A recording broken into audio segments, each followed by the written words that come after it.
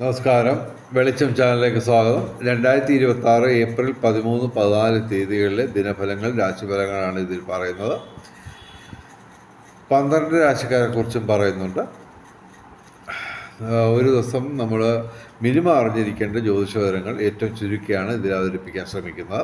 ഇതിൻ്റെ correct timing പറയുകയാണെങ്കിൽ April 13 വെളുപ്പിന് 3:44 AM മുതൽ ഏപ്രിൽ 15 9:37 AM വരെയാണ് ഈ ഫലങ്ങൾ അനുഭവവേദ്യമാകുന്നത്.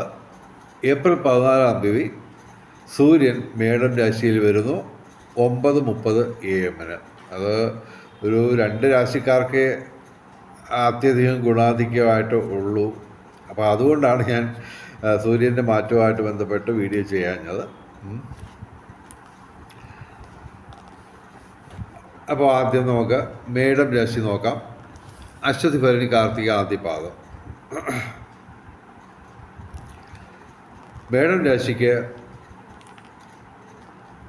സൂര്യൻ ജന്മത്തിലേക്ക് വരികയാണ് 14 തീയതി.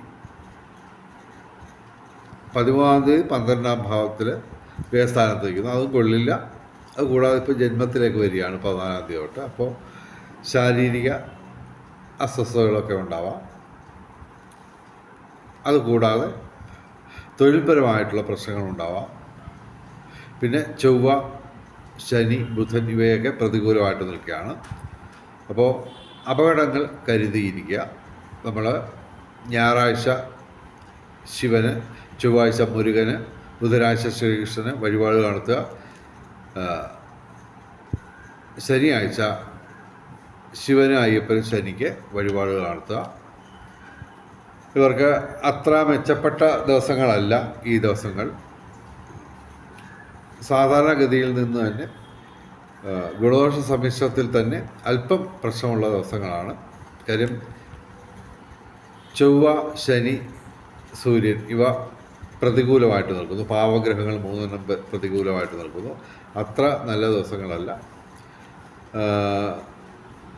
എങ്കിലും ചന്ദ്രൻ ഇവിടെ അനുകൂലമായിട്ട് നിൽക്കുന്നു. സർപ്പം, ശിഖി ഇവ അനുകൂലമായിട്ട് നിൽക്കുന്നു. ശുക്രൻ ലഗ്നത്തിലുമുണ്ട്. അതുകൊണ്ട് അത്യാവശ്യം ധനപരമൊക്കെ ഉണ്ടാവാം. എങ്കിലും പൊതുവെ സാധാരണ ദിവസങ്ങൾ പോലെ ഇത് കടന്നു പോകും. അപകടങ്ങൾ നമ്മൾ കരുതിയിരിക്കുക. മേടൻ രാശിക്ക് ഗുണദോഷ സമ്മിശ്രത്തിൽ തന്നെ അല്പം പ്രശ്നമുള്ള ദിവസങ്ങളാണ്. ഇനി ഇടവൻ രാശി. കാർത്തിക അവസാന 3 പാദം, രോഹിണി, മകയിര ആദ്യ 2 പാദം. ഇടവൻ രാശിക്ക് അത്യധികം ഗുണാധിക്യമുള്ള ദിവസങ്ങളാണ് 13 തീയതി. പക്ഷേ 14 തീയതി സൂര്യൻ പ്രതികൂലമായിട്ട് മാറുന്നു.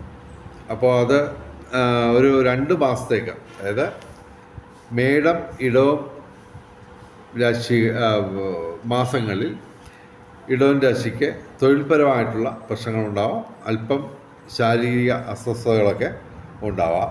എങ്കിലും സൂര്യൻ പ്രതികൂലമാണ്. പക്ഷെ സൂര്യൻ ഒഴിച്ച് ബാക്കി ഏകദേശം 6 ഗ്രഹങ്ങൾ ഡയറക്റ്റായിട്ട് അനുകൂലമായിട്ട് നിൽക്കുന്നു. 13 തീയതി സൂര്യൻ അനുകൂലമാണ്. അപ്പോൾ തീർച്ചയായിട്ടും നമ്മൾ ഈ പ്രധാനപ്പെട്ട കാര്യങ്ങളൊക്കെ ഈ 13 തീയതി തന്നെ ചെയ്തു തീർക്കാൻ ശ്രമിക്കുക. ശിവക്ഷേത്രത്തിൽ എല്ലാ ദിവസവും ദർശനം നടത്തുന്നത് നന്നായിരിക്കും. ഇവിടെ വ്യാഴം, ചന്ദ്രൻ, ചൊവ്വ, ബുധൻ, ശനി, ശുക്രൻ എന്നീ 6 ഗ്രഹങ്ങൾ ഡയറക്റ്റായിട്ട് അനുകൂലമായിട്ട് വരുന്നു.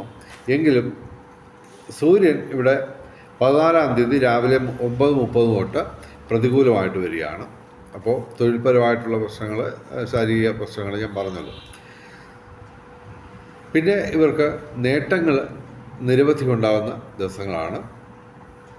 വ്യാഴം നമുക്ക് ദൈവാധീനം വർദ്ധിപ്പിക്കുന്നു.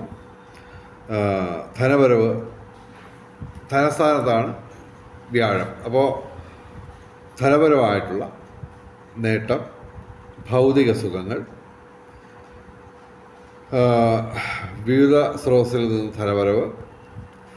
പിന്നെ സൂര്യൻ്റെ ഈ 14 തീയതി മുതലുള്ള 2 മാസത്തേക്കുള്ള പ്രതികൂലാവസ്ഥയ്ക്ക് ശുക്രനും ശനിയും വ്യാഴവും ഈ ദിവസങ്ങളിൽ ചന്ദ്രനും ചൊവ്വയും ഒക്കെ ഒരു തടസ്സം സൃഷ്ടിക്കുക. അതായത് സൂര്യൻ്റെ ആ പ്രതികൂലാവസ്ഥയിൽ നിന്ന് മറ്റ് ഗ്രഹങ്ങളുടെ അനുകൂലാവസ്ഥ രക്ഷയ്ക്കെത്തും. തീർച്ചയായിട്ടും ഭൂമി ക്രയവിക്രയങ്ങളിലൂടെ നേട്ടമുണ്ടാവും. രാഷ്ട്രീയ രംഗത്തും പൊതുരംഗത്തും ഉയർച്ചയുണ്ടാവും.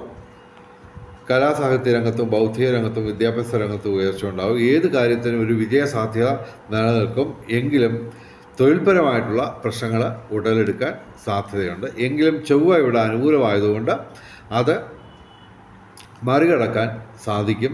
എങ്കിലും മെയ് 11 ഇപ്പോഴല്ല, ഏകദേശം ഒരു 28 ദിവസം കഴിഞ്ഞിട്ട് ചൊവ്വ പ്രതികൂലമായിട്ട് വരും. അതൊരു 90 ദിവസം തുടരുകയും ചെയ്യും. അപ്പോൾ പ്രധാനമായിട്ട് ശ്രദ്ധിക്കുക, ചൊവ്വ പ്രതികൂലമായിട്ട് വരാൻ പോകുന്നു മെയ് 11 മുതൽ. അപ്പോൾ അതിന് മുമ്പായിട്ട് ഏറ്റവും പ്രധാനപ്പെട്ട കാര്യങ്ങളൊക്കെ ചെയ്തു തീർക്കാൻ ശ്രമിക്കുക. പ്രത്യേകിച്ച് ഈ നിയമപരമായിട്ട് ബന്ധപ്പെട്ട കാര്യങ്ങളിൽ എന്തെങ്കിലുമൊക്കെ പ്രശ്നമൊക്കെ ഉണ്ടെങ്കിൽ അതൊക്കെ മെയ് 11 മുമ്പായിട്ട് ചെയ്തു തീർക്കാൻ ശ്രമിക്കുക. ഇപ്പോൾ ഈ ദിവസങ്ങളിൽ 13-ാം തീയതി മാത്രമാണ് അത്യധികം ഗുണാധിക്യമുള്ള ദിവസമായിട്ട് പൂർണ്ണമായിട്ട് നമുക്ക് പറയാൻ പറ്റുന്നത്. 14-ാം തീയതി മുതൽ സൂര്യൻ ഏകദേശം 2 മാസം, അതായത് മേടം ഇടവം മാസങ്ങളിൽ പ്രതികൂലമായിരിക്കും സൂര്യൻ. അതുകൊണ്ട് പ്രധാനപ്പെട്ട കാര്യങ്ങളെല്ലാം ഈ 13-ാം തീയതി തന്നെ ചെയ്തു തീർക്കാൻ ഇടവൻ രാശിക്കാരും ഇടവൻ ലഗ്നക്കാരും ശ്രമിക്കുക.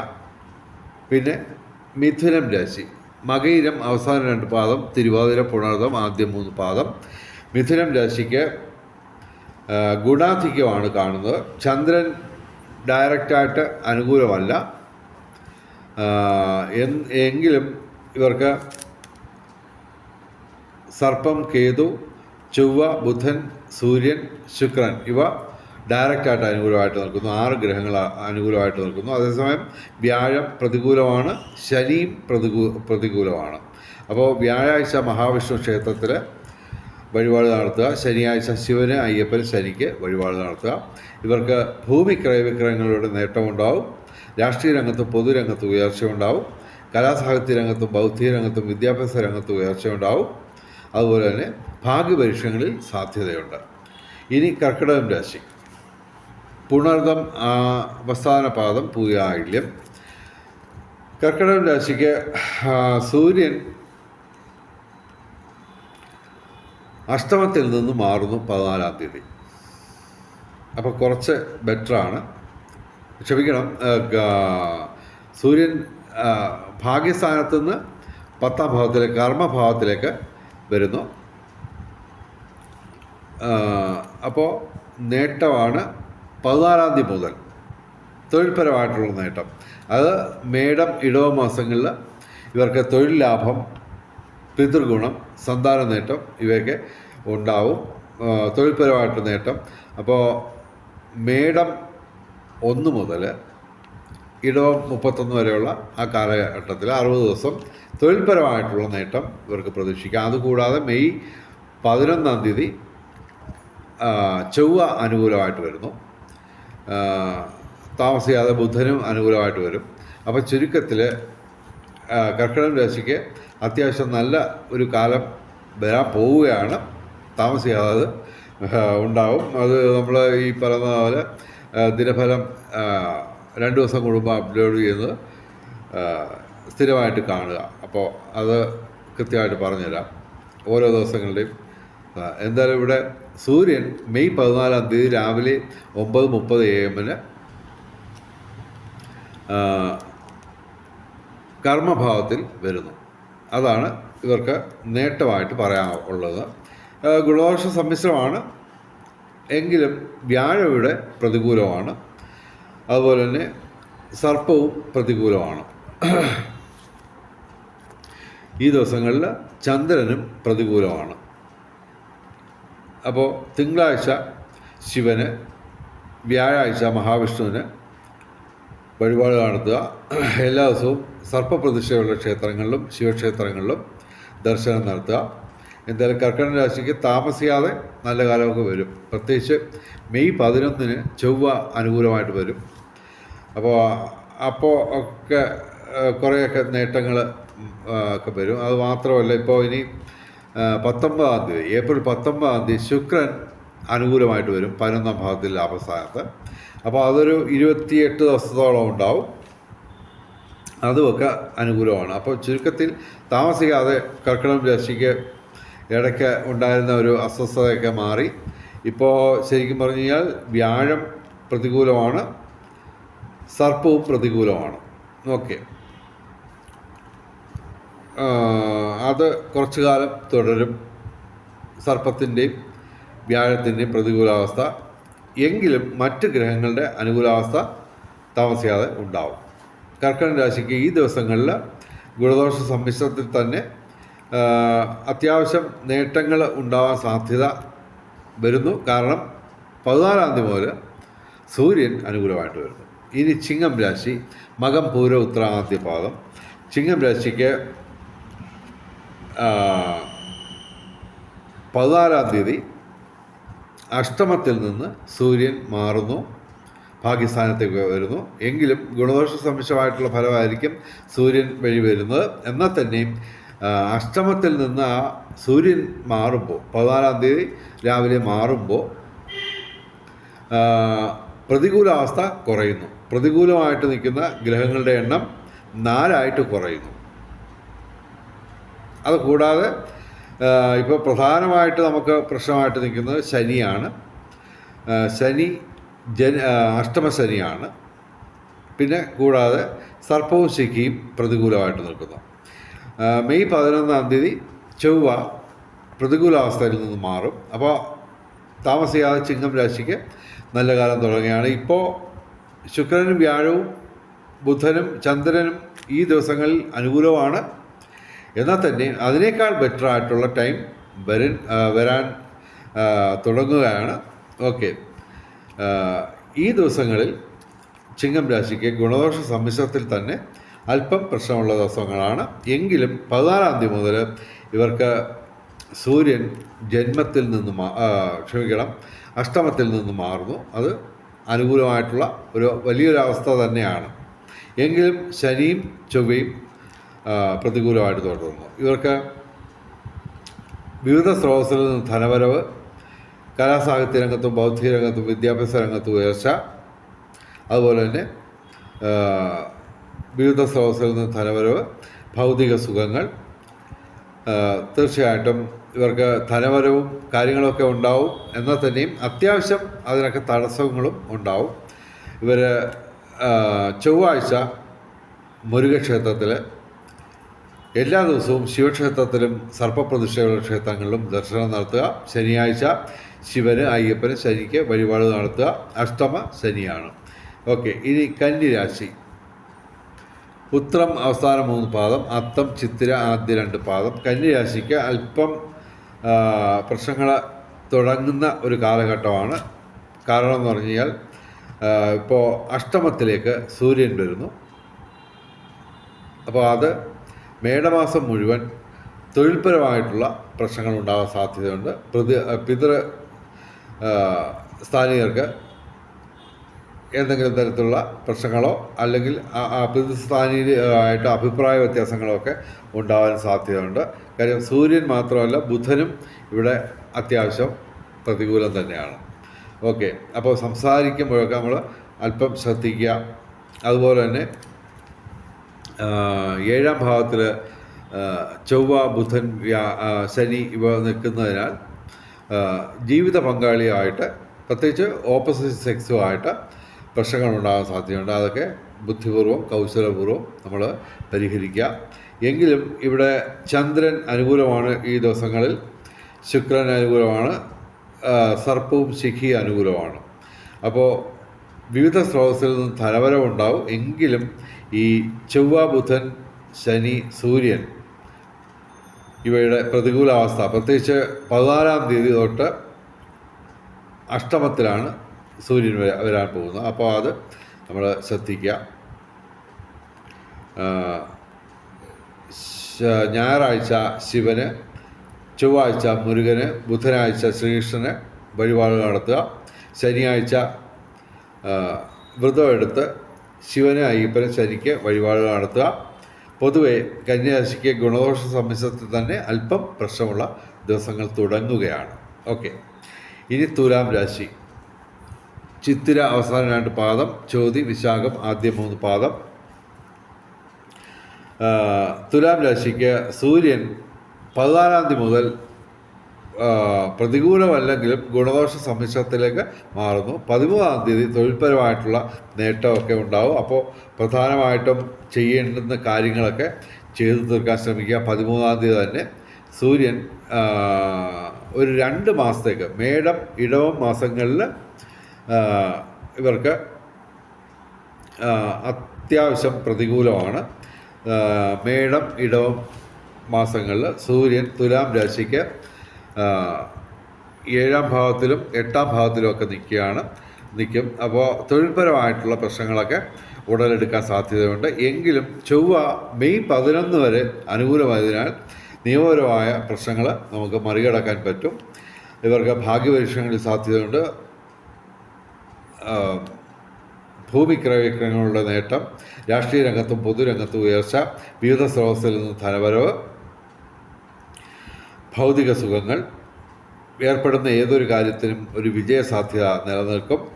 അപ്പോൾ 13-ാം തീയതി തുലാം രാശിക്ക് അത്യധികം ഗുണാധിക്യവും, തുലാം രാശിക്ക് 14-ാം തീയതി ഗുണാധിക്യവും ഞങ്ങൾ പ്രവചിക്കുന്നു. ഇനി വൃശ്ചികം രാശി. വിശാഖം അവസാന പാദം, അനിഴം തൃക്കേട്ട. വൃശ്ചികം രാശിക്ക്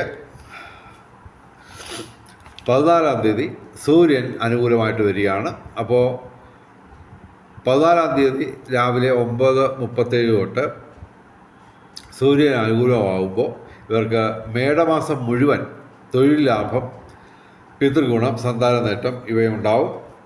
എങ്കിലും ഇവിടെ ഇവർക്ക് വ്യാഴം പ്രതികൂലമായിട്ട് നിൽക്കുകയാണ്. വ്യാഴാഴ്ച മഹാവിഷ്ണുവിന് വഴിപാട് നടത്തുക. പൊതുവെ വൃശ്ചികം രാശിക്ക് ഗുണദോഷ സമ്മിശ്രമാണ്. ഏകദേശം 7 ഗ്രഹങ്ങൾ ഗുണദോഷ സമ്മിശ്രമായിട്ട് നിൽക്കുന്നു. 14-ാം തീയതി സൂര്യൻ അനുകൂലമായിട്ട് വരുന്നത് വലിയൊരു മാറ്റമാണ്. അനുകൂലമായിട്ടുള്ള ദിവസങ്ങൾ ഏകദേശം തുടങ്ങുകയാണ് വൃശ്ചികം രാശിക്ക്. ഇനി ധനുരാശി. മൂലപൂരാട ഉത്രാടം ആദ്യ പാദം. ധനുരാശിക്ക് ഈ ദിവസങ്ങൾ ഗുണാധിക്യമാണ് കാണുന്നത്. എങ്കിലും ശനിയും ചൊവ്വയും പ്രതികൂലമായിട്ട് നിൽക്കുന്നു. അപ്പോൾ നമ്മൾ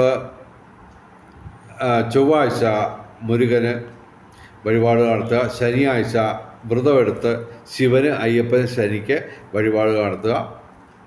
ഇവർക്ക് ഭാഗ്യപരീക്ഷണങ്ങളിൽ സാധ്യതയുണ്ട്.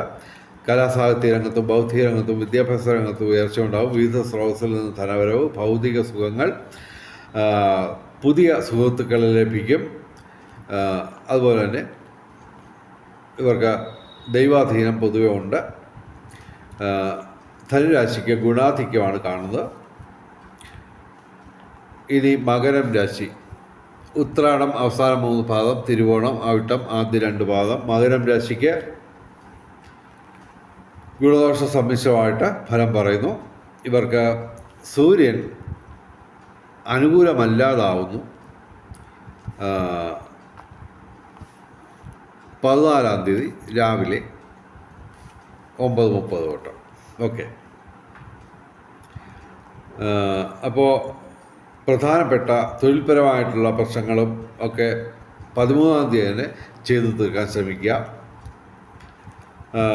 ഇവർക്ക് വ്യാഴം പ്രതികൂലമാണ്. അപ്പോൾ ഇവർ മഹാവിഷ്ണുവിന് വ്യാഴാഴ്ച വഴിപാട് നടത്തുക. ബുധനാഴ്ച ശ്രീകൃഷ്ണന്, അതുപോലെ തന്നെ വെള്ളിയാഴ്ച മഹാലക്ഷ്മിക്ക്, ദേവിക്ക്, അല്ലെങ്കിൽ ചാമുണ്ടിക്ക്, അല്ലെങ്കിൽ ഗണപതിക്ക് വഴിപാട് നടത്തുക. മകരം രാശിക്ക് 13-ാം തീയതി വരെ നിയമപരമായ പ്രശ്നങ്ങൾ വല്ലതും ഉണ്ടെങ്കിൽ അത് നേരത്തെ 13-ാം തീയതി തന്നെ ചെയ്തു തീർക്കാൻ ശ്രമിക്കുക. ഇവർക്ക് ഭൂമി ക്രയവിക്രയങ്ങളുടെ നേട്ടമുണ്ടാവും 13-ാം തീയതി. അത് കഴിഞ്ഞാൽ സൂര്യൻ ഇവർക്ക് അനുകൂലമല്ലാതായി മാറും. അപ്പോൾ കഴിവതും പ്രധാനപ്പെട്ട കാര്യങ്ങളെല്ലാം 13-ാം തീയതി ചെയ്തു തീർക്കാൻ ശ്രമിക്കുക. ഇവർക്ക് എല്ലാ കാര്യങ്ങളിലും ഒരു വിജയസാധ്യത നിലനിൽക്കുന്നുണ്ട്. അതുപോലെ തന്നെ വിവിധ സ്രോതസ്സിൽ നിന്ന് ധനവരവ്, രാഷ്ട്രീയ രംഗത്തും പൊതുരംഗത്തും ഉയർച്ച. എങ്കിലും 14-ാം തീയതി മുതൽ ഇവർക്ക് സൂര്യൻ പ്രതികൂലമല്ലെങ്കിലും ഗുണദോഷ സമ്മിശ്രമായിട്ട് ഫലം മാറുന്നു. അപ്പോൾ കഴിവതും പ്രധാനപ്പെട്ട കാര്യങ്ങൾ 13-ാം തീയതി തന്നെ ചെയ്തു തീർക്കാൻ ശ്രമിക്കുക. ഇനി കുംഭൻ രാശി, അവിട്ടം അവസാനം 2 പാദം, ചതയം പൂരിട്ടാതി ആദ്യം 3 പാദം. കുംഭൻ രാശിക്ക് ഗുണാധിക്യമാണ് കാണുന്നത്. കുറേ കാലത്തിന് ശേഷം ഇവർക്കൊരു കഷ്ടിച്ച് ഒരു ദിവസം ഗുണാധിക്യം വരുന്നു. അതായത് 14-ാം തീയതി ഇവർക്ക് 3-ാം ഭാവത്തിലേക്ക് സൂര്യൻ മാറുന്നു.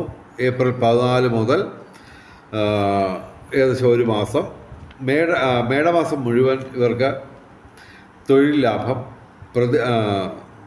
സന്താന ഗുണം, പിതൃഗുണം ഇവയൊക്കെ ഉണ്ടാവും 14 മുതൽ മേടമാസം മുഴുവൻ. അപ്പോൾ കുംഭൻ രാശിക്ക് കുറച്ചൊക്കെ കാര്യങ്ങളൊക്കെ ബെറ്ററായിട്ട് വരാൻ പോവുകയാണ്. താമസിയാതെ ചൊവ്വയും അനുകൂലമായിട്ടൊക്കെ വരും. അപ്പോൾ കുറച്ച് കാലം ഇവർക്ക്, പ്രത്യേകിച്ച് ജൂൺ 2-ന് വ്യാഴം മാറുന്നത് വരെ ഇവർക്ക് അല്പം നല്ല കാലം വരാൻ തുടങ്ങിയാണ്. അതിൽ ഒരു ദിവസമാണ് ഏപ്രിൽ 14-ാം തീയതി. ഏപ്രിൽ 13-ന് സൂര്യൻ ഡയറക്റ്റായിട്ട് അനുകൂലമല്ല. ഇവർക്ക് കലാസാഹിത്യ രംഗത്തും ബൗദ്ധിക രംഗത്തും വിദ്യാഭ്യാസ രംഗത്തും ഉയർച്ച ഉണ്ടാവും. വിവിധ സ്രോതസ്സിൽ നിന്ന് ധനവരവുണ്ടാവും. ഭൗതിക സുഖങ്ങൾ, പുതിയ സുഹൃത്തുക്കളെ ലഭിക്കും. അതുപോലെ തന്നെ സംസാരകലയുമായിട്ട് ബന്ധപ്പെട്ട തൊഴിൽ ചെയ്യുന്നവർക്ക് നേട്ടം. ഇവർ എല്ലാ ദിവസവും ശിവക്ഷേത്രത്തിലും സർപ്പപ്രതിഷ്ഠയുള്ള ക്ഷേത്രങ്ങളിലും ദർശനം നടത്തുക. ശനിയാഴ്ച വ്രതമെടുത്ത് ശിവന്, അയ്യപ്പന്, ശനിക്ക് വഴിപാട് നടത്തുക. കുംഭൻ രാശിക്ക് 14-ാം തീയതി ഗുണാധിക്യമുള്ള ദിവസമാണ്. 13-ാം തീയതി പക്ഷേ നമുക്ക് ഗുണദോഷ സമ്മിശ്രമായിട്ട് കരുതാം. ഇനി മീനം രാശി, പൂരിട്ടാതി അവസാന പാദം, ഉത്തരട്ടാതി രേവതി. മീനം രാശിക്ക് സൂര്യൻ ജന്മത്തിൽ നിന്ന് മാറുന്നു. അതൊരു വലിയ ആശ്വാസമാണ്. കാര്യം ഡയറക്റ്റായിട്ട് പ്രതികൂലമായിട്ടുള്ള ഗ്രഹങ്ങളുടെ എണ്ണം കുറയുന്നു. എങ്കിലും ഈ ദിവസങ്ങളിൽ ചന്ദ്രനും പ്രതികൂലമാണ്. അതുപോലെ തന്നെ ചൊവ്വ, ശനി, ബുധൻ ഇവയെല്ലാം പ്രതികൂലമാണ്. അപ്പോൾ ഗുണദോഷ സമ്മിശ്രത്തിൽ തന്നെ അല്പം പ്രശ്നമുള്ള ദിവസങ്ങളാണ്. എങ്കിലും നമുക്ക് ഏപ്രിൽ 14 തൊട്ട് കാര്യങ്ങൾക്കൊക്കെ ഒരു ചെറിയ മാറ്റം, നല്ല മാറ്റം പ്രതീക്ഷിക്കാം. ഇവർ എല്ലാ ദിവസവും ശിവക്ഷേത്രത്തിലും സർപ്പപ്രതിഷ്ഠയുള്ള ക്ഷേത്രങ്ങളിലും ദർശനം നടത്തുക. ശനിയാഴ്ച വ്രതമെടുത്ത് ശിവന്, അയ്യപ്പന്, ശനിക്ക് വഴിപാട് നടത്തുക. തിങ്കളാഴ്ച ശിവന്, ചൊവ്വാഴ്ച മുരുകന്, ബുധനാഴ്ച ശ്രീകൃഷ്ണന് വഴിപാട് നടത്തുക. പൊതുവെ ഇവർക്ക് ധനവരവൊക്കെ ഉണ്ടാവുമെങ്കിലും പൊതുവെ എല്ലാത്തിനും ഒരു തടസ്സവും കാര്യങ്ങളുമൊക്കെ ഉണ്ടാവും. എങ്കിലും 14 തൊട്ട് ചെറുതായിട്ട് മാറ്റങ്ങൾ വന്ന് തുടങ്ങിയിട്ടുണ്ട്. പ്രത്യേകിച്ച് മെയ് 11-ാം തീയതി ആകുമ്പോൾ ചൊവ്വയും ജന്മത്തിൽ നിന്ന് മാറും. അപ്പോൾ കുറേയൊക്കെ വ്യത്യാസങ്ങൾ വരും. ശാരീരിക അസ്വസ്ഥതകളൊക്കെ അനുഭവപ്പെടുന്നവർക്ക് കാര്യങ്ങളൊക്കെ ബെറ്റർ ആകും മെയ് 11 മുതൽ. എങ്കിലും ഇവിടെ ഏപ്രിൽ 14 തൊട്ട് സൂര്യൻ ഒരു ഗുണദോഷ സമ്മിശ്രമായിട്ടെങ്കിലും ഫലം തരും. മീനം രാശിക്കാർ തൽക്കാലം കാര്യങ്ങളൊക്കെ ഈശ്വരനുമായിട്ട് ചേർന്ന് നിന്ന് നടത്താൻ ശ്രമിക്കുക. മീനം രാശിക്ക് ഈ ദിവസങ്ങളിൽ അല്പം ദോഷാധിക്യമുള്ള ദിവസങ്ങളാണ്. ഇനി നമുക്ക് ഭാഗ്യ നിറം നോക്കാം. 13-ാം തീയതി തിങ്കളാഴ്ച നീല അല്ലെങ്കിൽ വെള്ള, 14-ാം തീയതി ചൊവ്വാഴ്ച ചുവപ്പ് അല്ലെങ്കിൽ ഇവയുടെ ഇളം നിറങ്ങൾ അല്ലെങ്കിൽ ഈ നിറങ്ങൾ ഡിസൈനായിട്ട് വരുന്ന വസ്ത്രങ്ങൾ ധരിച്ചാൽ ഭാഗ്യവർദ്ധന ഉണ്ടാകുന്നതാണ്. ഇനി നമുക്ക് ഭാഗ്യ നമ്പറുകൾ നോക്കാം. 13-4-2026 9 ഏറ്റവും വലിയ ഭാഗ്യസംഖ്യ. 9, 8 ഭാഗ്യസംഖ്യകളാണ്. 4, 3, 1, 2 ഇവയും ഭാഗ്യസംഖ്യകളാണ്. 14-4-2026 1 ഏറ്റവും വലിയ ഭാഗ്യസംഖ്യ. 5, 4, 2, 6, 9 ഇവയും ഭാഗ്യസംഖ്യകളാണ്. ഇനി ബ്രഹ്മമുഹൂർത്തം നോക്കാം. 13-ാം തീയതി രാവിലെ 4:43 AM മുതൽ 5:31 AM വരെ 13-ാം തീയതി ബ്രഹ്മമുഹൂർത്തം. 14-ാം തീയതി 4:42 AM മുതൽ 5:30 AM വരെയാണ് 14-ാം തീയതി ബ്രഹ്മമുഹൂർത്തം. അഭിജിത്ത് മുഹൂർത്തം 13, 14 തീയതികളിൽ ഉച്ചയ്ക്ക് 12 മണി 2 PM മുതൽ 12 മണി 51 PM വരെയാണ് 13, 14 തീയതികളിൽ അഭിജിത്ത് മുഹൂർത്തം. അഭിജിത്ത് മുഹൂർത്തത്തിലും ബ്രഹ്മമുഹൂർത്തത്തിലും പ്രധാനപ്പെട്ട കാര്യങ്ങൾ ചെയ്യാൻ ശ്രമിക്കുക. ബ്രഹ്മമുഹൂർത്തത്തിൽ പ്രാർത്ഥനകൾക്കും ക്ഷേത്ര ദർശനത്തിനും സമയം കണ്ടെത്തുക. ഇനി രാഹുകാലം നോക്കാം. 13-ാം തീയതി രാഹുകാലം 7:52 AM മുതൽ 9:23 AM വരെയാണ് 13-ാം തീയതി രാഹുകാലം. 14-ാം തീയതി രാഹുകാലം 3:30 PM മുതൽ 5 മണി 2 PM വരെയാണ് 14-ാം തീയതി രാഹുകാലം. രാഹുകാലത്ത് യാത്രകൾ ഒഴിവാക്കുക. അതുപോലെ തന്നെ പ്രധാനപ്പെട്ട കാര്യങ്ങളിൽ നിന്ന് വിട്ടുനിൽക്കുക. വെളിച്ചം ചാനലിലെ മുഴുവൻ പ്രേക്ഷകർക്കും സർവകാര്യ വിജയം, സർവവിധ സൗഭാഗ്യം, രാജകീയ സുഖഭോഗങ്ങൾ, അപ്രതീക്ഷിത ധനലാഭങ്ങൾ, അപ്രതീക്ഷിത സൗഭാഗ്യങ്ങൾ ഇവ ഗുരുവായൂരപ്പൻ അനുഗ്രഹിച്ചു തന്ന് എല്ലാവരുടെയും ജീവിതത്തിൽ വെളിച്ചവും ഐശ്വര്യവും സമ്പൽ സമൃദ്ധിയും വന്നു ചേരട്ടെ എന്ന് പ്രാർത്ഥിച്ചുകൊണ്ട് വീഡിയോ അവസാനിപ്പിക്കുന്നു. നമസ്കാരം. ശുഭദിനം.